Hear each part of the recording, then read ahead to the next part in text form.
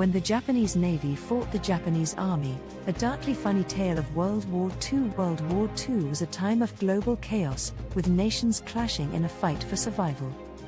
But amidst the epic battles and heroic struggles, there was one rivalry that stood out for its sheer absurdity: the Japanese Navy versus the Japanese Army. Yes, while the rest of the world was busy fighting each other, these two branches of Japan's military were too busy fighting themselves to notice they were losing the war. Before we get to the story, please help a small channel grow. Like and subscribe, please. If you have any comments, good or bad, leave them in the comments section below. Okay, let's go to the story. The Navy versus the Army, a match made in hell. Picture this: the Japanese Navy, sleek and sophisticated, prancing around in their fancy white uniforms, sipping tea like they were at a yacht club. And then you had the Army, rough, rugged, and probably smelling like a wet sock after a 20-mile march. These two hated each other more than they hated the Allies. It wasn't just a rivalry, it was a full-blown feud, complete with sabotage, assassinations, and a level of pettiness that would make a middle school drama club blush. Sabotage, because winning is overrated. The Navy wanted oil? Too bad, the Army hoarded it for their tanks. The Army needed ships? Sorry, the Navy accidentally forgot to send them. It was like a bad divorce, except instead of fighting over the kids, they were fighting over who got to lose the war first. Resources were scarce, but that didn't stop them from wasting what little they had just to spite each other. Assassinations, teamwork makes the dream work. And then there were the assassinations. Oh yes, nothing says unity like plotting to kill your own countrymen. The Navy tried to off an Army general, the Army tried to poison a Navy admiral, and somehow, both failed spectacularly. It's like they were competing for the world's worst assassins award. You'd think they'd at least be good at killing each other, but no, even that was beyond them. Replication, because two is better than one. Replication was their specialty.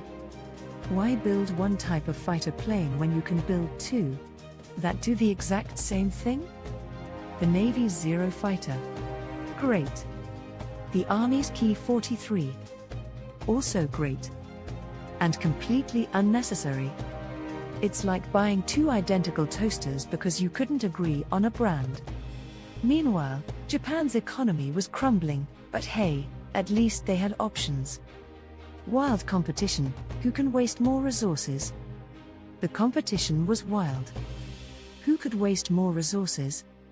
Who could come up with the most ridiculous battle plan? Who could ignore the fact that their country was, losing the war? Spoiler, it was a tie. Both branches were equally terrible at prioritizing, and their rivalry only made things worse. It's like they were playing a game of who can screw over Japan the fastest, and everyone lost. The Yamato, a symbol of their incompetence, and just when you thought it couldn't get worse, they teamed up to build the Yamato, the biggest battleship ever. It was massive, expensive, and completely useless in a war dominated by aircraft carriers. But hey, at least it looked cool. Until it sank. The Yamato became a symbol of their incompetence, a floating monument to their inability to work together or adapt to the realities of modern warfare. The aftermath: united in rivalry, divided in defeat. In the end, their petty squabbles didn't matter. The war was lost, the country was in ruins, and the Navy and Army were left wondering. Was it worth it? Probably not. But hey, at least they gave us one of the most absurd stories in military history. It's a cautionary tale about what happens when ego and rivalry take precedence over common sense and survival. Conclusion: teamwork makes the dream work. Unless you're the Japanese Navy and Army, so the next time you're stuck in a pointless argument or a toxic rivalry, just remember the Japanese Navy and Army. They took sibling rivalry to a whole new level, and all they got out of it was a ruined country and a place in the history books as a cautionary tale. Teamwork makes the dream work. Unless you're the Japanese Navy and Army. Then it just makes a mess. And there you have it. If you liked it, well, please like and maybe subscribe.